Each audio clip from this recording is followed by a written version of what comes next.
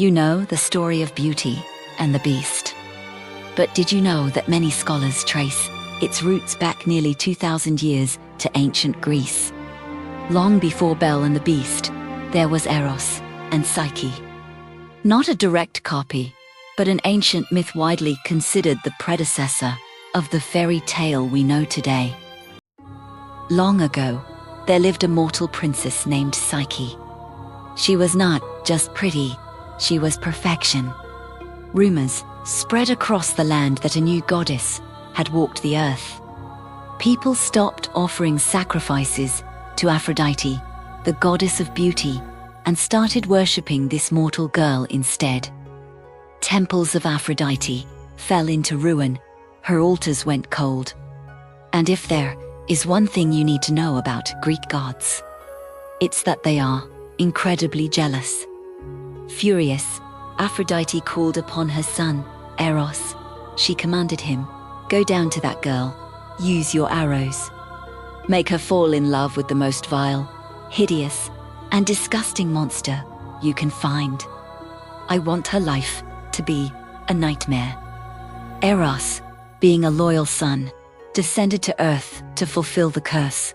He found Psyche sleeping in her chamber. He prepared his golden arrow, ready to doom her forever. But then, she woke up, or perhaps the moonlight hit her face just right. For the first time in his immortal existence, Eros's hand trembled. He was so startled by her beauty that he accidentally scratched himself with his own arrow. In that instant, the hunter became the prey. The god of love was hopelessly in love.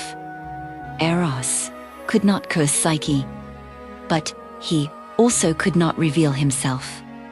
Loving her meant defying his mother, Aphrodite, and the laws of the gods themselves. Years passed, and Psyche remained unmarried.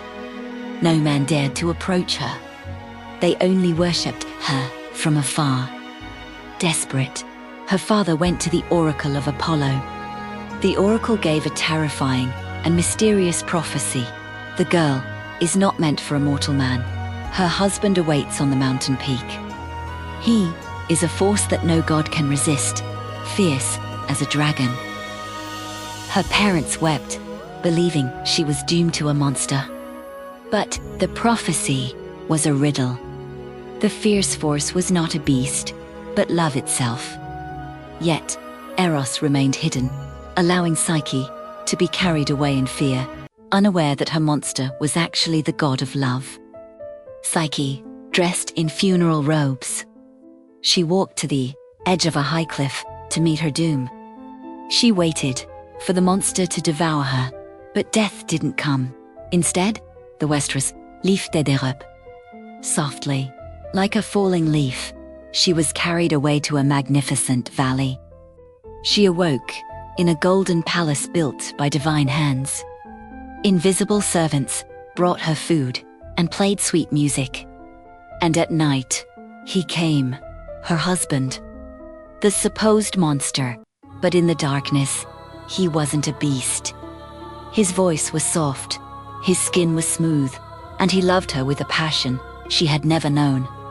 Psyche fell deeply in love with this stranger, but there was one rule. "You must never see my face," he told her. "If you see me, the magic will break, and I will be gone forever." It was a paradise, until her sisters came to visit. Jealous of Psyche's luxurious life, they planted a seed of doubt in her mind. "Why does he hide in the dark?" they whispered. "He's fattening you up to eat you." The oracle said he is a monster. "You must kill him before he kills you. Fear is a powerful poison." And that night, Psyche made a choice that would cost her everything. Trembling, Psyche waited until her husband fell asleep. She lit a oil lamp and crept toward the bed, clutching a dagger. She raised the light, expecting to see a serpent or a beast. Instead, the light revealed golden wings, snowy skin, golden curls of hair.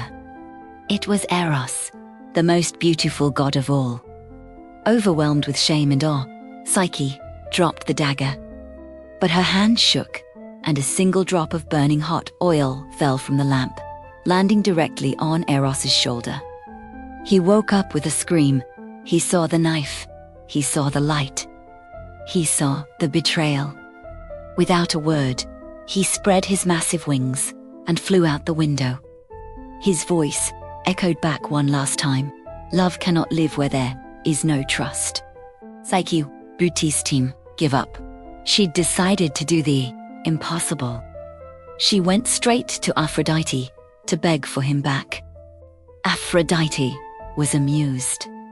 She agreed to let Psyche see Eros again, but only if she completed 4 impossible tasks. The first task sought a massive mountain of mixed grains wheat, barley, poppy seeds before sunrise. It was physically impossible. But an army of ants, pitying the girl, came and sorted every single grain for her. The second task, retrieve golden wool from a flock of man-eating sheep.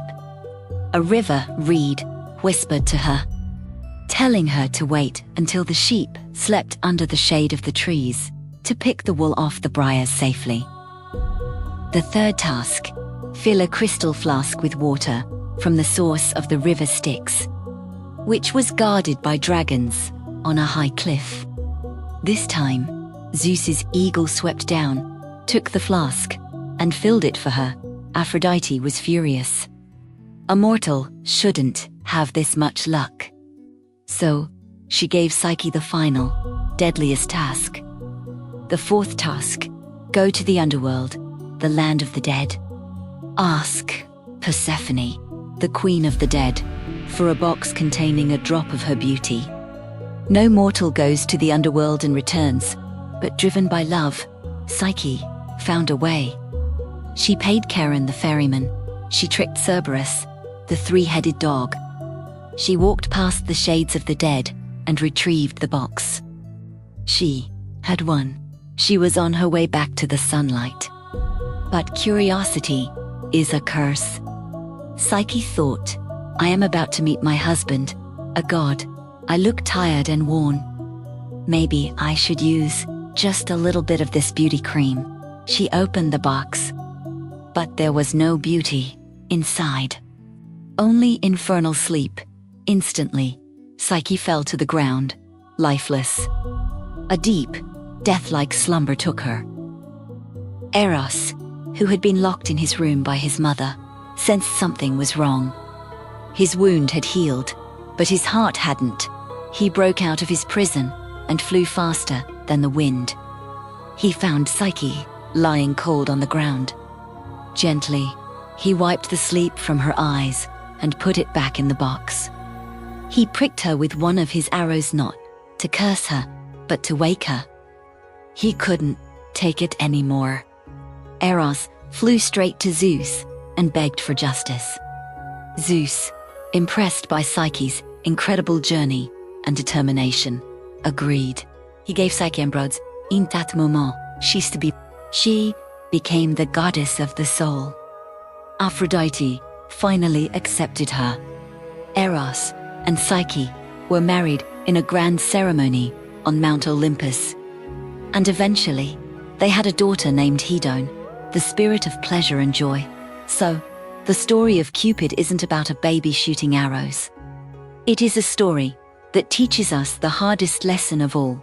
Desire Eros can lead to love. But only through the trials of the soul psyche can love become immortal.